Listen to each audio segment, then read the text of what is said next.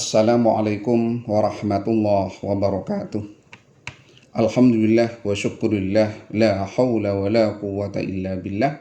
Ashhadu an la ilaha illallah wahdahu la syarikalah wa ashhadu anna Muhammadan abduhu wa rasuluh la nabiyya ba'dah.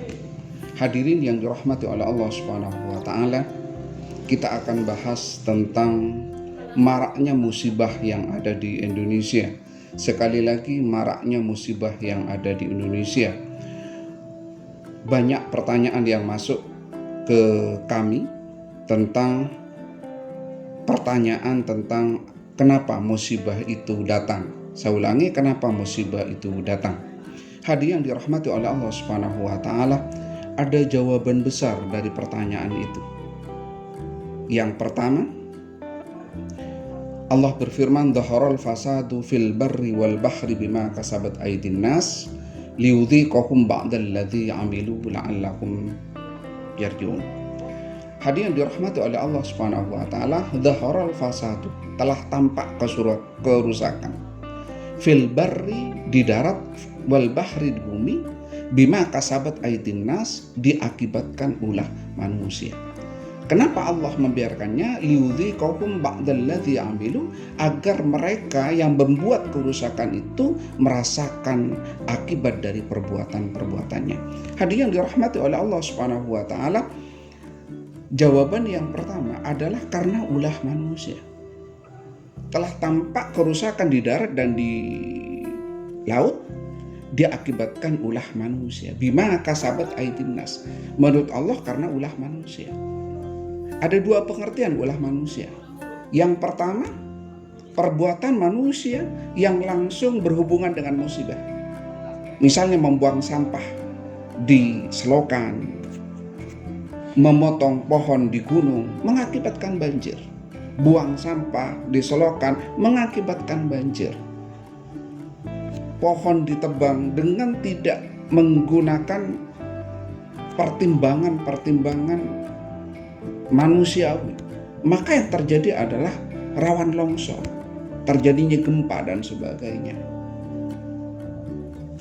Ketika penghijauan itu sudah tidak ada dan bangunan-bangunan itu memenuhi dataran bumi ini, maka yang akan terjadi adalah pemanasan global. Kalau terjadi pemanasan global, maka jangan disalahkan kalau ada gunung meletus, kemudian ada gempa bumi dan sebagainya. Karena tempat-tempat di mana seharusnya ada penghijauan, hampir seluruh tempat sekarang sudah menjadi perumahan dan pertokoan. Nah, kalau terjadi banjir, mungkin diakibatkan kita tidak bijak dalam membuang sampah, kita tidak bijak dalam memotong pohon di hutan, kita tidak bijak dalam tidak melakukan reboisasi.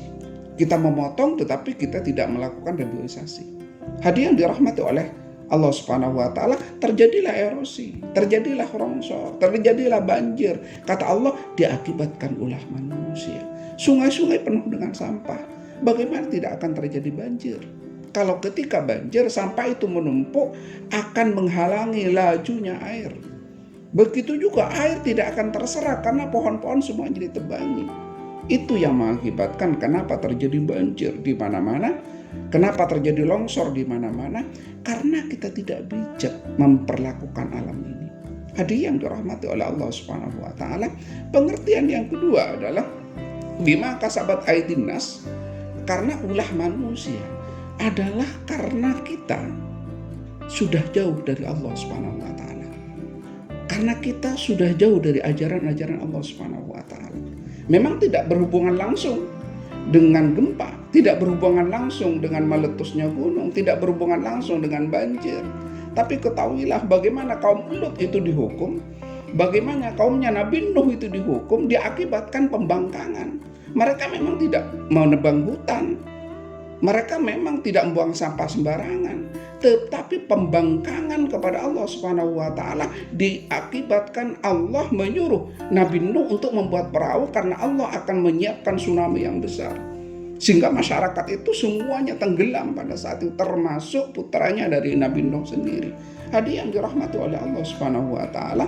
Maka logika yang kedua, kenapa terjadi bencana diakibatkan manusia itu jauh dari ajaran-ajaran Allah Subhanahu wa taala. Kalau seseorang jauh dari ajaran Allah Subhanahu wa taala, dia akan diazab sendirian. Tapi kalau sudah komunitas,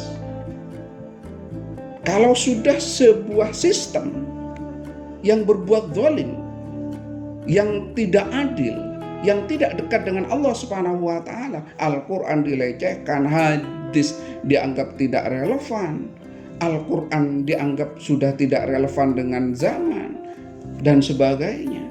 Dan orang-orang yang zalim itu justru yang menempati posisi-posisi penting, sementara orang-orang yang ahli agama semuanya didiskreditkan. Mungkin ini jawaban dari Allah, peringatan dari Allah kepada kita semua. Ada contohnya. Apa contohnya? Kaumnya Nabi Nuh memang tidak menebang hutan, memang tidak buang sampah sembarangan, tidak ada hubungan langsung dengan tsunami saat itu. Tapi karena pembangkangan kaumnya Nabi Nuh, pembangkangan kaumnya Nabi Lut, maka dibuat azab oleh Allah Subhanahu wa taala. Hadirin yang dirahmati oleh Allah Subhanahu wa taala, yang pertama karena ulah manusia. Oleh karena itu, maka satu-satunya jalan harus istighfar, harus introspeksi diri, harus memohon ampun kepada Allah Subhanahu wa taala. Kalau perseorangan, memohon ampunlah secara perseorangan. Kalau sebuah komunitas, maka komunitas harus memohon ampun kepada Allah atas sekian banyak kesalahan-kesalahan yang kita perbuat bersama. Maka kita semua harus introspeksi, tidak perlu saling menyalahkan satu sama lain. Mungkin kita sama-sama sudah salah di depan Allah Subhanahu wa taala. Ilmu kita banyak, profesor kita banyak, orang ahli hukum kita banyak, orang ahli teknik kita banyak, orang ahli sosial kita banyak. Tetapi kalau jauh dari Allah, maka Allah akan memberikan azab. Makanya Rasulullah menyampaikan, man izdada ilman walam yazdad hudan lam yazdad minallahi illa mu'dan. Barang siapa yang ilmunya ditambah oleh Allah Subhanahu wa taala, banyak profesor, banyak orang pintar, walam yazdad hudan, tetapi tidak mendapatkan petunjuk dari Allah, maka dia tidak tambah dekat dengan Allah, tapi tambah jauh. Tidak sedikit orang yang ahli agama melecehkan agama. Tidak sedikit orang yang ahli hukum mempecundangi hukum. Tidak sedikit orang yang ahli IT yang mestinya membantu generasi muda untuk kepentingan sosialnya, belajarnya, pendidikannya, tetapi justru membuat situs-situs yang tidak bertanggung jawab. Hadiah yang dirahmati oleh Allah Subhanahu wa taala, salahkah kalau Allah marah? Yang kedua, musibah ini adalah cobaan. Allah berfirman, walanabluwannakum bilisai'in minal khaufi wal ju'i wa naqsim minal amwali wal anfusi was samarat. Walanabluwannakum, dan sungguh kalian aku coba, kata Allah. Minal khauf, dari rasa takut, wal ju' dari rasa lapar, wa naqsim minal amwali wal anfusi was samarat, dan mengurangi hartanya dihabiskan, jiwanya meninggal dunia, seperti yang terjadi sekarang ini. Banyak orang meninggal dunia karena tertimpa gedung reruntuhan. Banyak orang meninggal dunia karena terjadi erupsi dan sebagainya. Hadiah yang dirahmati oleh Allah Subhanahu wa taala, itu cobaan yang datang dari Allah Subhanahu wa taala. Bahkan dalam surat Al-Baqarah 214 Allah berfirman, am hasibtum an tadkhulul jannata walamma ya'tikum masalul ladzina khalau min qablikum. Apakah kamu mengira kalian langsung masuk surga kalau kalian belum dicoba oleh Allah sebagaimana Allah mencoba orang-orang sebelumnya? Dalam surat Al-Ankabut Allah berfirman, ahasiban nasu ayyutraku ayyaqulu amanna. Pertanyaan Allah, apakah kamu mengira langsung menjadi sesuatu tanpa dicoba oleh Allah? Tidak. Allah akan mencobanya. Barangkali dengan dicoba itu kita akan kembali ke jalan yang benar. Kita lebih baik dari sebelumnya. Hadiah yang dirahmati oleh Allah Subhanahu wa taala, la yukallifullahu nafsan illa wus'aha. Allah tidak akan pernah memberikan sebuah beban apapun, cobaan apapun kalau manusia itu tidak bisa mengatasinya, tidak mampu mengatasinya. Jadi ada dua penyebab besar. Penyebab pertama akibat ulah manusia, baik berhubungan langsung dengan kejadian seperti buang sampah, memotong hutan dan sebagainya. Yang kedua, karena keingkaran manusia terhadap Allah Subhanahu wa taala. Jadi ini peringatan. Yang kedua jawabannya adalah cobaan. Allah memberikan cobaan. Wa basyir sabirin, maka kita harus sabar. Siapa orang yang sabar itu? Alladzina idza asabathum musibah qalu inna lillahi wa inna ilaihi rajiun.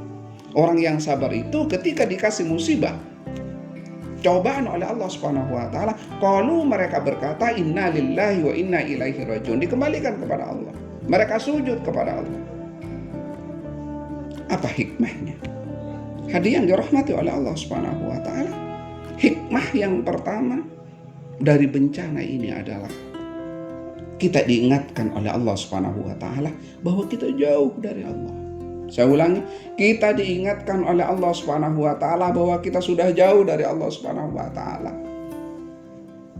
LGBT di mana-mana dan itu tidak dilarang. Pacaran model kapitalis yang tidak beragama, ateis, sudah merajalela. Situs-situs porno merajalela. Anak-anak SMP 86% sudah melihat situs-situs porno. Anak SMA, anak kuliah mencapai hampir 90% mereka melihat situs-situs porno. Peringatan kepada kita. Jadi hikmah yang pertama, kita harus sadari bahwa ini peringatan kepada kita. La'allakum yarji'un, barangkali kita akan kembali kepada Allah Subhanahu wa taala. Hadiah yang dirahmati oleh Allah Subhanahu wa taala. Yang kedua, hikmah yang kedua, bahwa ternyata Allah Maha Kuasa. Jangan macam-macam, bahwa Allah sangat berkuasa. Gedung gubernur yang begitu megah, gedung gubernur yang begitu gagah seperti itu, tidak sampai 1 menit, per detik langsung ambles. Orang yang ada di bawahnya meninggal dunia. Rumah sakit yang begitu megah kena gempa, hancur. Bagi Allah tidak sulit. Innallaha ala kulli syai'in qadir. Allah sangat berkuasa. Maka hikmah yang kedua yang harus kita sadari, bahwa Allah Maha berkuasa. Yang sehat jangan merasa bahwa umurnya panjang, bisa saja besok meninggal dunia. Mudah bagi Allah. Dibuatlah gempa, tiba-tiba jatuh. Orang yang mau ke Kalimantan, mau ke Pontianak, berangkat dari Jakarta semuanya sehat. Di swab semuanya sehat. Mereka berangkat ke sana dengan happy. Tapi Allah ketika menghendaki meninggal dunia, Sriwijaya jatuh hanya 4 menit setelah tinggal landas. Allah Maha Berkuasa. Jangan main-main dengan Allah. Jangan main-main dengan agama. Jangan main-main dengan akidah. Allah Maha Berkuasa. Siapapun yang melecehkan Allah, siapapun yang menyelesaikan agama, hati-hati, Allah sangat berkuasa. Kita bisa berbicara ini dan itu. Cukup 1 detik Allah menghentikan jantung kita, habis kita. Cukup 1 detik Allah membuat kita stroke, kita gak bisa ngomong. Bagi Allah mudah. Tiba-tiba orang meninggal dunia, analisis dokter saat itu kena jantung. Allah yang menghentikan jantungnya. Hadirin yang dirahmati oleh Allah Subhanahu wa taala, ingat Fir'aun. Fir'aun itu sangat kuat sekali. Bala tentaranya sangat banyak. Tapi Tetapi ketika Allah menghendaki kalah dari Nabi Musa, kalah. Bala tentara Nabi Musa sudah kepepet ke laut. Tiba-tiba Allah memerintahkan untuk memukul air itu dengan tongkatnya, pecah. Di luar nalar manusia. Di luar nalar manusia, air bisa terbelah ketika Allah menghendakinya. Dan kaumnya Nabi Musa bersama Nabi Musa bisa lari. Setelah dikejar, Firaun masih di tengah-tengah. Kemudian Nabi Musa diperintahkan oleh Allah untuk memukulkan kembali. Bersatulah air itu, tenggelamlah Firaun. Bagi Allah tidak terlalu sulit.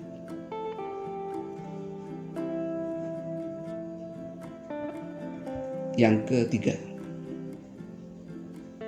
hikmah dari musibah ini, tidak ada yang boleh sombong, tidak ada yang boleh congkak, tidak ada yang boleh takabur, tidak ada yang boleh merasa lebih hebat, tidak ada yang boleh merasa lebih berkuasa. Allah yang maha berkuasa. Itulah sebabnya ketika kita sholat diajarkan oleh Allah, ditata hati oleh Allah. Allahu Akbar, Allah maha besar, aku maha kecil. Allahu Akbar, Allah maha kaya, aku maha miskin. Allahu Akbar, Allah maha berkuasa. Kita di kekuasaannya jauh di bawah Allah Subhanahu wa Ta'ala. Jangan merasa paling berkuasa, jangan merasa paling hebat, jangan merasa paling pintar, jangan merasa paling segala-galanya. Allah yang menentukan.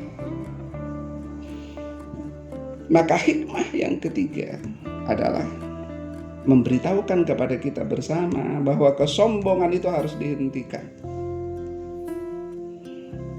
Yang keempat, agar kita kuat, kata Rasulullah, harus bersatu. Agar kita kuat, kata Rasulullah, harus bersatu. Mungkin Allah marah karena kita tidak bersatu. Innamal mu'minuna ikhwatun fa aslihu baina akhawaykum. Sebenarnya sesama mukmin itu adalah bersaudara. Kalau ada perselisihan, maka harus didamaikan. Rasulullah menyampaikan al-mu'minu lil mu'mini kal bunyan yashudduhu ba'duhu ba'dan. Mukmin yang satu dengan mukmin yang lain itu ibarat sebuah bangunan. Bangunan itu utuh, terdiri dari komponen. Yashudduhu ba'duhu ba'dan. Komponen yang satu dengan komponen yang lain harus saling menguatkan. Kita mungkin berbeda pendapat, kita mungkin berbeda partai, kita mungkin berbeda paham, kita mungkin berbeda aliran. Tapi jangan coba-coba perbedaan paham, perbedaan partai, perbedaan aliran itu membuat kita pecah. Kita satu. Tahu filosofi bangunan? Bangunan itu adalah tumpukan, kumpulan dari sekian banyak perbedaan.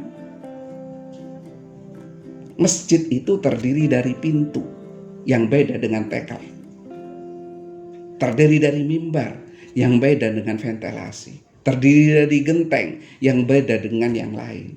Bersatu jadi satu. Ada genteng yang siap di atas, ada tekel yang siap di bawah, ada ventilasi yang tiap hari dimasuki angin, ada pintu yang tiap hari dilewati oleh orang.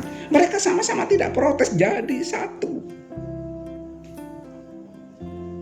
Mari kita sadari, hadirin yang dirahmati oleh Allah Subhanahu wa Ta'ala, kita sering mencaci maki golongan lain. Kita sering memusuhi orang yang tidak sepaham dengan kita. Mungkin Allah marah karena itu. Karena Allah sendiri yang menyampaikannya bahwa kita itu adalah bersaudara. Tapi kita lebih suka bersaudara dengan orang yang di luar ketimbang sesama kita. Kita mendiskreditkan, kita mencaci maki. Ketika mereka kena musibah, kita tidak berempati. Justru kita membuli orang yang kena musibah. Hadirin yang dirahmati oleh Allah Subhanahu wa Ta'ala, ayo kita bersatu. Kalau kita tidak mau bersatu, mungkin amarah Allah akan ada lanjutan musibah ini. Orang Islam harus bersatu, jangan mudah diporak-porandakan. Hanya perbedaan kaifiyah sholat saja sudah kita bermusuhan. Untuk apa? Ada 4 mazhab, ada Maliki, ada Hambali, ada Syafi'i, ada Hanafi. Mereka ontok-ontokan? Tidak. Mereka yang membuat kaifiah-kaifiah. Mereka yang mengkaji hukum, mereka yang buat produk-produk hukum, tapi mereka satu sama lain bersatu. Tidak seperti pengikutnya. Ketika pengikutnya ada pengikut yang lain, kita selalu mencaci maki, sementara mereka saling menghargai. Hadirin yang dirahmati oleh Allah Subhanahu wa taala, yang terakhir, hikmah dari musibah ini adalah kita diingatkan oleh Allah Subhanahu wa taala agar kita sabar. Wa basyiris sabirin, kita sabar. Siapa orang yang sabar itu? Alladzina idza asabatuhum musibah qalu inna lillahi wa inna ilaihi raji'un. Orang yang sabar itu ketika ada musibah tidak menyalahkan Allah, tetapi dia kembalikan dan mohon ampun kepada Allah. Kembalikan kepada Allah Subhanahu wa taala. Inna lillahi wa inna ilaihi raji'un. Allah tempat kembali. Sujud kepada Allah Subhanahu wa taala. Ingat dalam Al-Qur'an, fa inna ma'al usri yusra. Setiap kesulitan pasti ada kemudahan. Maka kuncinya yakini bahwa musibah ini akan selesai. Tapi syaratnya kita harus dekat dengan Allah Subhanahu wa taala. Kalau kita sudah sabar, kita sudah tawakal kepada Allah Subhanahu wa taala, wa may yattaqillaha yaj'al lahu makhraja.